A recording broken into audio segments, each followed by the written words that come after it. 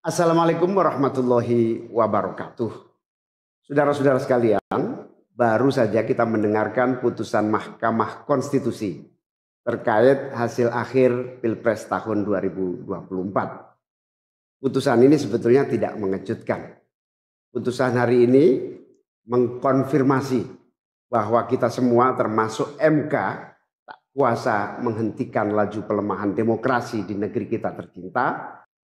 Sebagai catatan, kami sangat bangga dengan 3 hakim MK yang menyatakan dissenting opinion. Yang saya muliakan Profesor Saldi Isra, Profesor Eni Nurbaningsih, Profesor Arif Hidayat. Mereka adalah orang-orang yang mulia yang menjadi harapan bagi tegaknya konstitusi dan kembalinya marwah Mahkamah Konstitusi ke depan. Dan mereka akan menjadi catatan indah dan baik dalam sejarah kita berbangsa dan bernegara. Profesor Saldi Isra tadi mengingatkan tentang keadilan substansial, bukan sekedar keadilan prosedural. Ini adalah catatan amat penting yang sayangnya terabaikan dalam proses demokrasi kita akhir-akhir ini. Artinya kita memiliki tugas yang masih panjang. Sebab demokrasi kita sesungguhnya masih ringkih dan harus terus-menerus dijaga dan dirawat. Namun kami masih menerima dan kita semua menghormati keputusan Mahkamah Konstitusi ini sebagai keputusan yang final dan mengikat. Saudara-saudara sekalian, perlu usaha kita semua untuk terus-menerus memperkuat demokrasi. Perlu sensitivitas kita semua untuk terus-menerus menjaga agar amanat reformasi tidak tergerus walaupun proses penggerusannya berjalan pelan-pelan, sedikit-sedikit yang seringkali membuat kita terlena. Kita semua sadar, kita masih harus kerja keras, harus kerja terus-menerus untuk menyadarkan publik luas bahwa institusi demokrasi yang kuat, yang berfungsi baik, itu sama pentingnya dengan institusi ekonomi yang kuat, yang berfungsi dengan baik. Keduanya, proses demokrasi, proses ekonomi harus berjalan dengan baik, dengan efisien, efektif, dan menggunakan prinsip-prinsip yang benar. Oleh karena itu kita semua harus terus bekerja, harus terus merangkul dan memperkuat masyarakat. Agar dalam proses demokrasi masyarakat kita bisa kebal terhadap imbalan-imbalan iming-iming jangka pendek dan tahan terhadap ancaman-ancaman dan tidak ada lagi pihak-pihak yang melakukan itu pada masyarakat kita. Saudara-saudara, atas alasan ini semua kami akan terus berkomitmen terhadap gerakan perubahan dengan cita-cita jangka panjang, memperkuat pilar-pilar demokrasi serta menghadirkan keadilan dan kemakmuran bagi semua dalam kesempatan apapun yang bisa kita raih di masa yang akan datang. Cita-cita kita untuk membangun negara yang menjamin keleluasaan berbicara dan kebebasan mengkritik. Negara di mana warganya bebas memilih tanpa iming-iming imbalan sesaat dan tekanan maupun ancaman. Ini tidak akan berhenti. Kita harus terus berjuang bersama-sama. Namun saudara-saudara, kepada seluruh para pendukung yang telah menitipkan aspirasi perubahan kepada kami sebagai capres dan cawapres, kami harus sampaikan. Disinilah ujung perjuangan konstitusional kita dalam Pilpres kali ini. Keputusan MK hari ini menjadi penanda berakhirnya Pilpres tahun 2024. Keputusan MK hari ini menjadi penanda berakhirnya seluruh proses Pilpres 2024. Saudara sekalian, salah satu prinsip demokrasi yang baik adalah peaceful transition of power.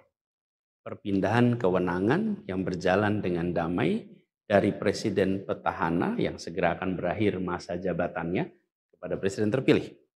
Dengan segala catatan tentang problematiknya proses Pilpres 2024 kali ini, kami berkomitmen untuk menjaga prinsip peaceful transition of power itu. Dan kami memilih untuk menjadi bagian yang terus menjaga, terus membangun mutu demokrasi di Indonesia.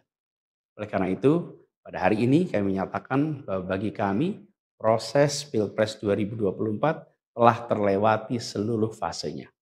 Kami sampaikan kepada Pak Prabowo dan Pak Gibran, selamat menjalankan amanat konstitusi, selamat bekerja menunaikan harapan rakyat yang kini diembankan di atas pundak bapak-bapak berdua.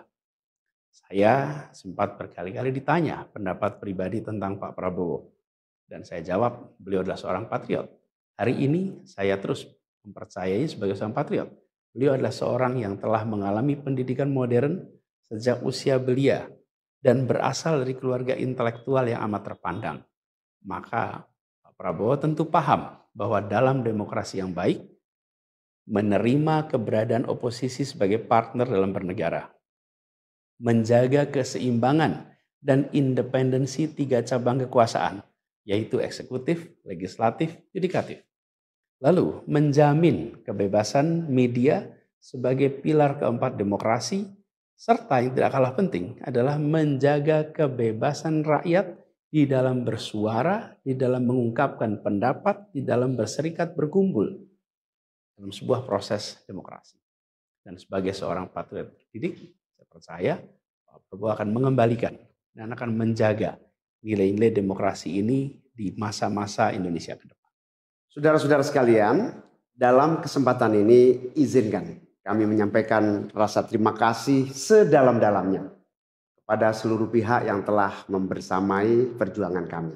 Partai pengusung, Partai Nasdem, PKS, PKB, teman-teman Timnas Amin, teman-teman tim hukum nasional, seluruh teman-teman relawan, para ulama, para tokoh-tokoh agama, para pakar dan rekan-rekan media.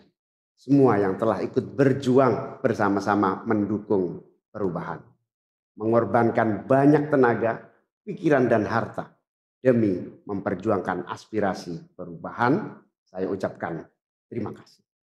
Juga pada anak-anak muda yang pada Pilpres kali ini memberi warna baru, membawa pesan optimisme, pesan kreativitas, pesan inovasi, pesan kebaruan. Terima kasih telah menjadikan Pilpres kali ini Pilpres yang menyenangkan, mencerahkan. Yang tidak kalah penting adalah mencerdaskan. Kampanye yang membuat kita mendapatkan perspektif baru tentang apa arah Indonesia ke depan. Karena itu kami berpesan kepada semua, melihat proses yang terjadi. Proses politik sering nampak kotor dan berujung pada kecewaan. Tapi jangan sampai itu semua membuat kita berputus asa pada proses politik. Begitu banyak cita-cita besar yang dapat diperjuangkan melalui jalan politik.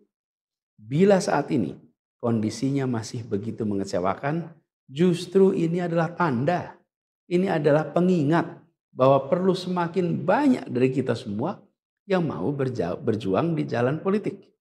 Ini adalah panggilan mereka-mereka yang berintegritas, yang menjunjung tinggi etika, yang memikirkan tentang masyarakat, tentang negara, tentang rakyat, untuk mau masuk di wilayah politik. Bawa kompetensinya, bawa integritasnya, dorong, jangan menyerah, dan jangan putus asa. Jalan perjuangan masih terbentang panjang. Sepanjang usia Republik ini masih terbentang jalan pengabdian untuk melakukan perubahan bagi keadilan, bagi kesejahteraan, bagi kemakmuran kita semua. Dan itu dibutuhkan kemauan untuk mau terlibat di dalam proses politik. Jangan putus asa, mari kita jalan terus untuk perjuangan ini. Teman-teman semua, marilah kita lanjutkan perjuangan. Mengubah yang memang perlu diubah. Melanjutkan perjuangan untuk memperbaiki apa yang memang perlu diperbaiki. Dalam berbagai kesempatan dan ruang yang tersedia di masa yang akan datang. Insya Allah, saya dan Mas Anies akan terus membersamai teman-teman semua di dalam memperjuangkan kebaikan dan perbaikan menuju Indonesia yang adil dan makmur untuk semua. Tetap semangat, jaga stamina, perjuangan masih panjang. Izinkan kami menyampaikan terima kasih. Terima kasih kepada semua. Semoga Allah SWT merahmati negara Republik Indonesia dan melindungi kita semua. Assalamualaikum warahmatullahi wabarakatuh.